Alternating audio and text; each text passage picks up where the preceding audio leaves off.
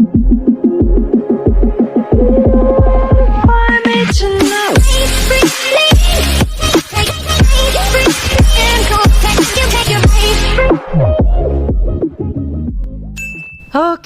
jadi di video kali ini gue bakal ngebahas tentang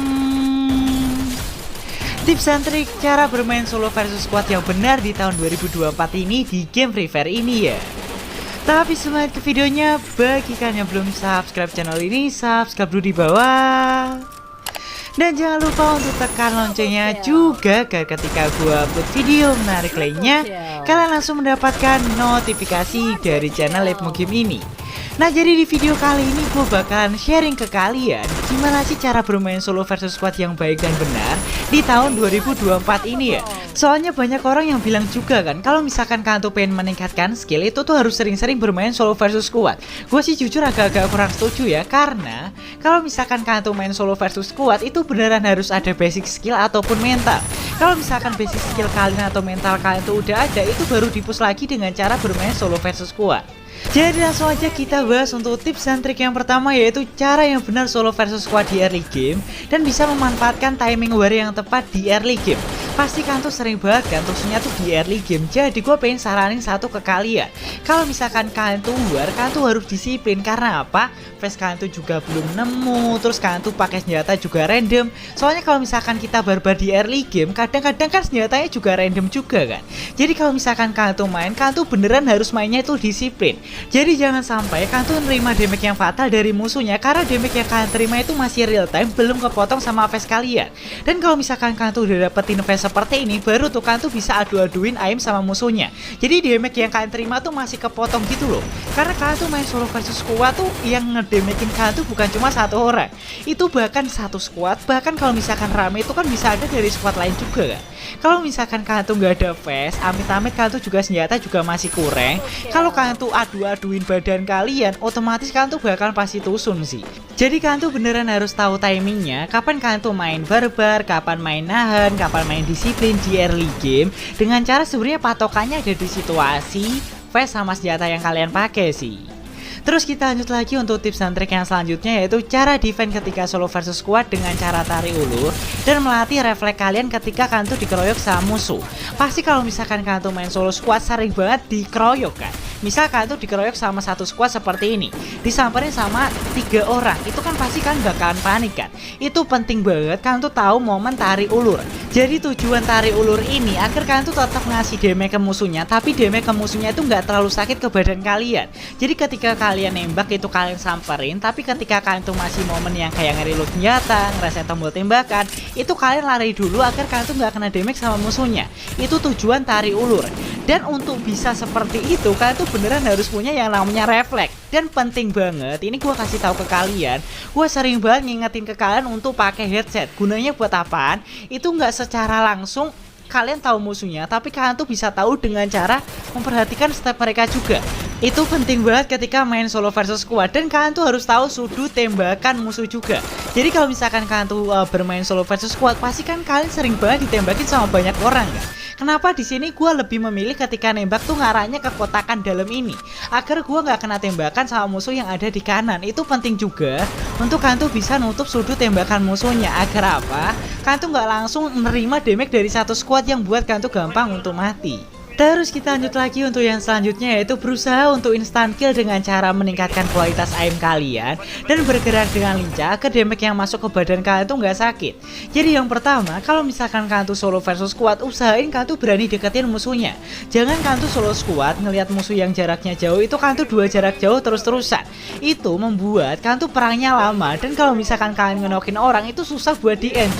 Tapi berbeda kalau misalkan kalian tuh 2 jarak dekat dengan musuhnya, musuhnya juga mau nge-revive. Kalau kalian deket kan juga mikir-mikir dan gak bakalan ke-revive kan. Itu sih pentingnya kalian tuh lebih berani 2 jarak dekat ketika bermain solo versus squad. Jadi jangan jarak jauh terus-terusan, deketin musuhnya agar lebih cepat instan. Dan poin pentingnya adalah kalian tuh juga harus punya aim yang on point agar duelnya juga cepat kelar antara satu orang sampai satu squad. Dan ini juga gak kalah pentingnya ya, kalau misalkan kalian tuh solo versus squad dan 2 jarak dekat, kalian tuh harus bisa bergerak bergerak dengan lincah agar damage yang masuk ke badan kalian tuh nggak sakit. Ini bedain antara poin tarik ulur dengan cara bergerak dengan lincah ya.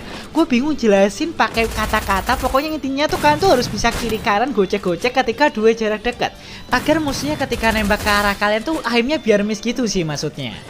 Terus kita lanjut lagi untuk tips dan trik yang selanjutnya, yaitu penentuan posisi ketika bermain solo versus squad dan cara mengambil keputusan ketika kalian tuh dikeroyok sama satu squad.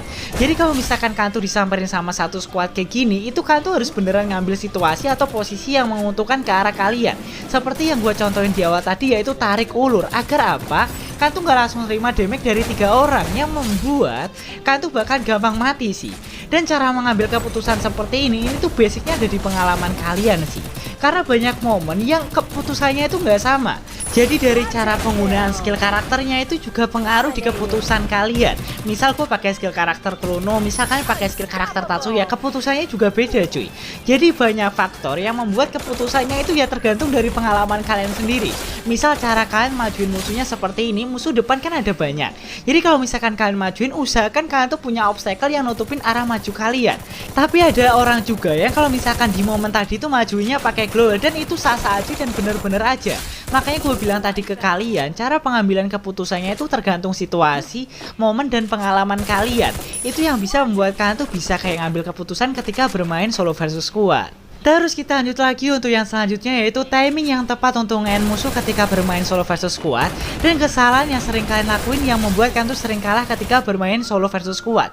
Jadi kalau misalkan kalian tuh ngenokin musuh ketika solo versus squad, kadang-kadang kan kalian bingung kapan gue harus nge-end, kapan mending gue sikat yang lainnya.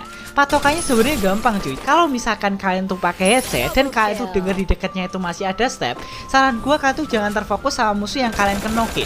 Saran gue kalian tuh lebih baik untuk gocek dulu, reset tombol tembakan, ngegocek biar nggak kena tembakan, baru kan tuh sikat orang yang kedengeran stepnya tadi. Tapi kalau misalkan jarak musuhnya tuh jauh seperti ini, saran gue mending kalian end dulu aja. Karena apa? Gue sering banget ngalamin, gue sikat orang yang deket, dua udah mati semua, kenok, terus gue nggak denger step lagi, gue tinggal, gue lihat ada musuh yang lain, gue kejar, ujung-ujungnya ada orang yang datang nge-revive orang yang tadi. Itu sih.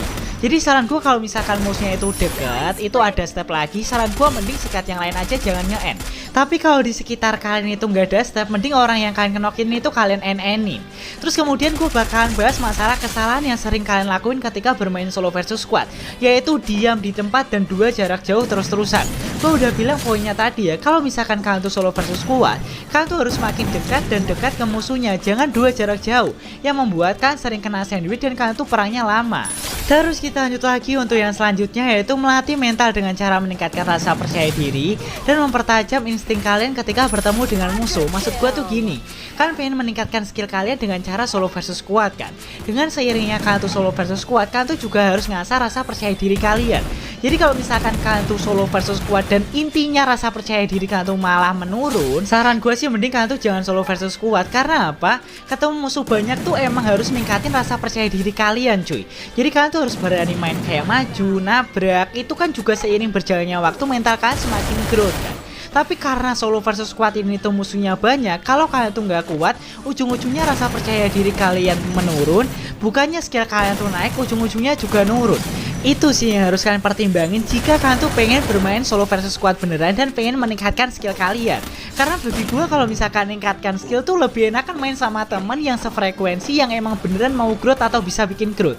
Kalau main solo versus squad, kita beneran kayak harus ngasah rasa percaya diri yang lawannya itu beneran rame dan kita tuh sendiri. Itu sih, makanya kalian harus pertimbangin kalau misalkan kalian tuh pengen melatih skill kalian dengan cara solo versus squad. Jadi di konten kali ini mungkin sampai di sini dulu ya. Bagi kalian yang belum subscribe channel ini, subscribe dulu di bawah. Dan jangan lupa untuk tekan loncengnya juga agar ketika gua upload video menarik lainnya, kalian langsung mendapatkan notifikasi dari channel Lepmo Game ini. Like kalau kalian suka video ini, dislike kalau kalian gak suka. See you next time. Bye.